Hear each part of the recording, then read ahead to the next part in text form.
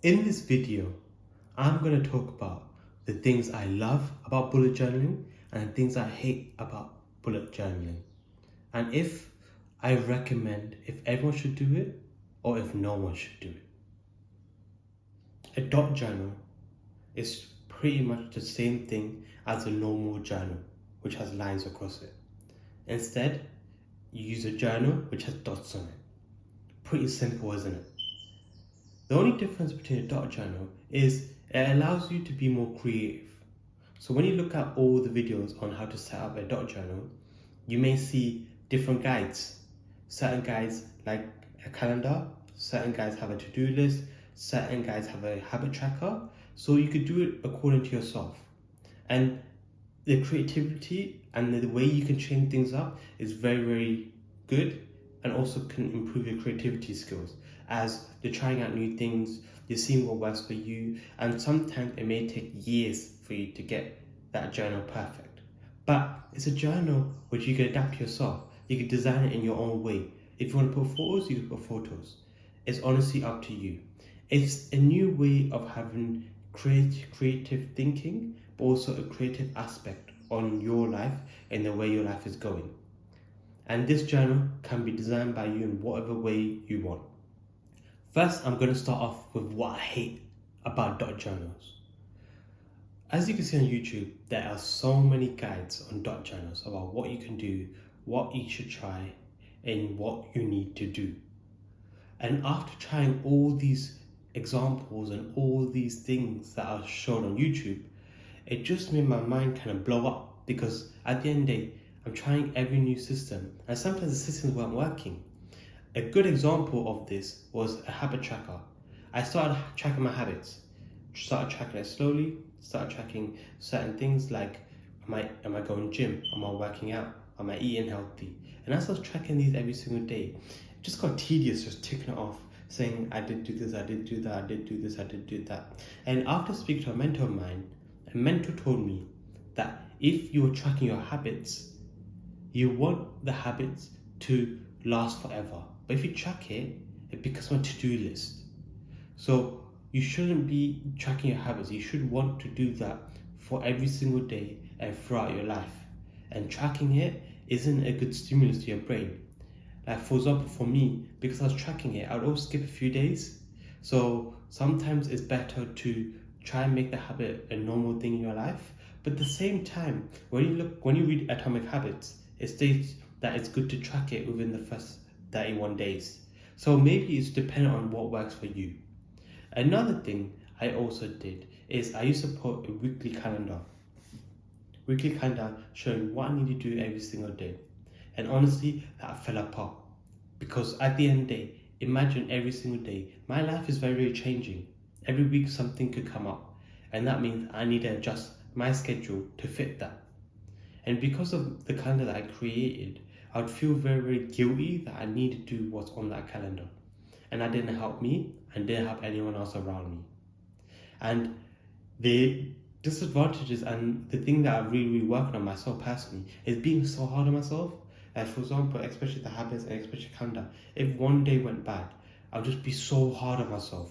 And that's maybe about understanding and giving myself time to understand, okay, maybe I just need to let it go, understand that nothing's going to be perfect and move on. But honestly, even today, I've been dot journaling for 5 years. 5 years. And I spent nearly 2 years trying to work out what works for me. And then 3 years ago, I started getting into a rhythm of what I liked and what I like to do. And then 2 weeks ago, after 3 years of following the same routine, I realized that certain things don't work for me. So that's where it comes into play, where what do you do, how do you do it, and how are you going to move forward? Because sometimes you find a new system that works for you. Maybe works for what you're doing in your life and how to move forward. What's good and what I love about dot journaling? I've been dot journaling for 5 years. Yeah, it's a long time.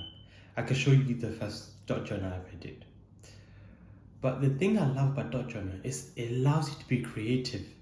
It allows you to design a journal the way you want to design it. A normal line journal just most of the time have a date and have a to-do list. However, this allows you to pull out your creativity, design it the way you want your journal to be done. And that's something I really love about the Dot Journal. It's also improving productivity and the way I work. It reminds me of certain tasks that I love to do.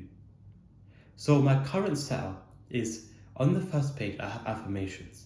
Affirmations that make me feel better, and actually I believe affirmations is something that everyone should do, as it starts your day off perfectly and it also ends your day perfectly. So I read the affirmation to myself in the morning and also before I go to sleep. I also have religious teachings on the next page. Religious teachings are quotes or teachings from my religion, Hinduism. Hinduism is one of the oldest religions that's out there. And I love some of the teachings, and I take some of the most valuable teachings and keep it in my book. After that, I have a to-do list. And with the to-do list, I put a list of things that I need to do. And then to the daily tasks. So every day, I write down what I'm feeling, write down what I think about the day, write down how I woke up today, and I always aim to at least have half a page written of how I'm feeling and how I want a day to go.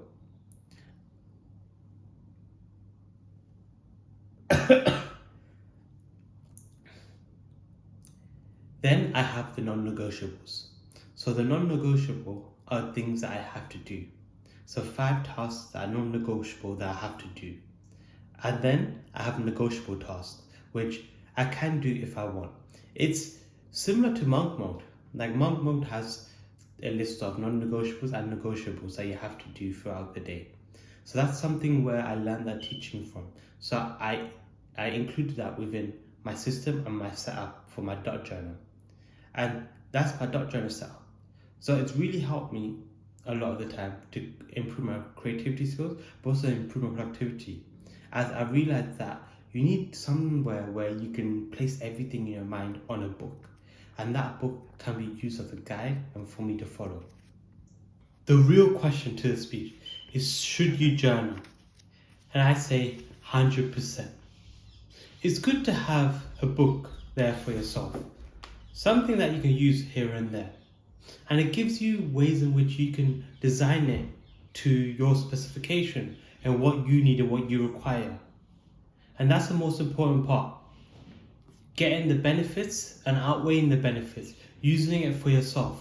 So maybe a Dot Journal might not work out for you, but give it a go. Be consistent for a year, and I promise you, you won't regret it. If you like this video, please like and subscribe, and hopefully I'll see you soon.